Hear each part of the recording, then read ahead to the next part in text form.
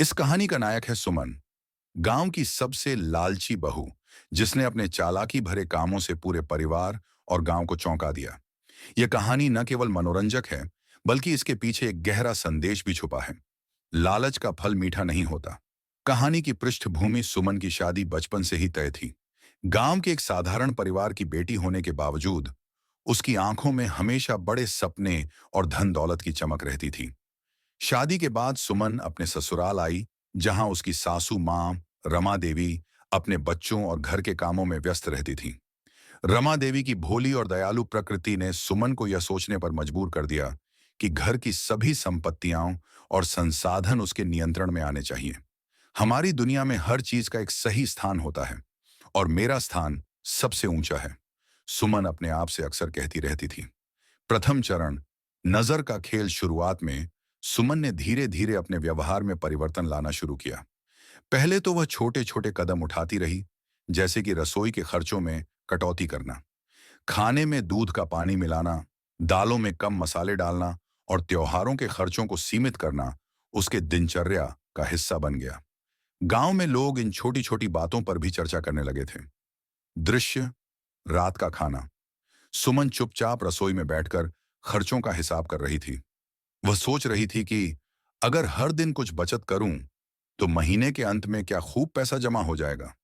गांव की बातें, पढ़ी ढोसियों के बीच चर्चा होने लगी।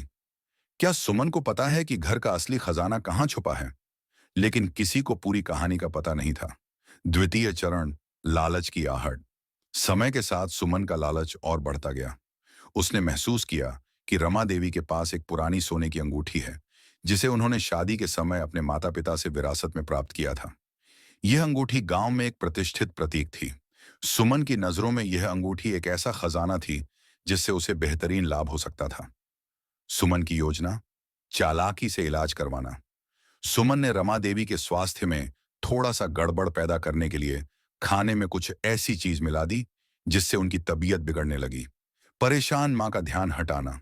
धीरे धीरे सासू मां कमजोर पड़ गईं और घर के सारे काम उनके पति को करने पड़े। इस दौरान सुमन ने मौका देखकर अंगूठी के बारे में बातचीत शुरू कर दी। संवाद।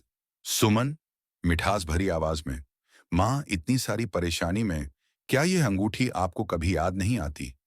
कितना बड़ा वारिस है वह। रमा देवी, थोड़ी सी असहजता के साथ, अंगूठी तो बहुत पुरानी है बेटा, इसे संभाल कर रखना चाहिए। सुमन ने अपनी बातें गूंथ लीं, मानो वह सच्चाई ही हो, और धीरे धीरे अपनी योजना को अंजाम देने लगी। तृतीय चरण, चालाकी का चरम। एक दिन गांव में एक ज्योतिषी का आगमन हुआ, जो अपने भविष्यवाणियों के लिए प्रसिद्ध था। उसने पूरे गांव में एक बड़ी खबर फैला दी कि जो लालच करेगा उसे बड़ा नुकसान होगा। यह बात सुमन के कानों में सीधे घुस गई। उसने सोचा कि अब समय आ गया है अंगूठी का लाभ उठाने का। रात का सीन। सुमन ने घर में चुपके से अंगूठी निकालने की तैयारी की। उसके मन में सपने थे कि अंगूठी बेचकर वह अपना अलग ही मुकाम बना लेगी। लेकिन उसी रात घर में कुछ अजीब हुआ।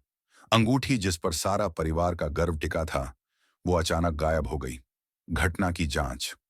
अगले दिन सासू मां रमा देवी ने बताना शुरू किया कि उन्होंने अंगूठी मंदिर में दान कर दी थी। उन्हें पहले से ही सुमन के इरादों पर शक था। रमा देवी का कहना था, लालच इंसान का सबसे बड़ा दुश्मन होता है। सुमन का दिल दर्द से भर गया। उसने महसूस किया कि उसकी सारी योजनाएं चूक गईं। गांव में उसके खिलाफ फुसफुसाहटें तेज हो गईं। चौथा चरण, परिणाम और पश्चाताप। जब अंगूठी गायब होने की बात पूरी तरह से सामने आई, तो सुमन को गांव के लोगों की नजरों में अपनी असलियत का एहसास हुआ। उसके लालच ने उसे न केवल परिवार से अलग कर दिया, बल्कि गांव के लोगों का विश्वास भी खो दिया। घटना के बाद परिवार में खटास। पति ने भी सुमन से दूरी बना ली और रिश्तों में दरारें पड़ गईं। गांव की प्रतिक्रिया। गांव में सुमन की चर्चा होने लगी। जिसने लालच को अपना दोस्त बना लिया, वह अंत में अकेला हो जाता है। आत्मचिंतन।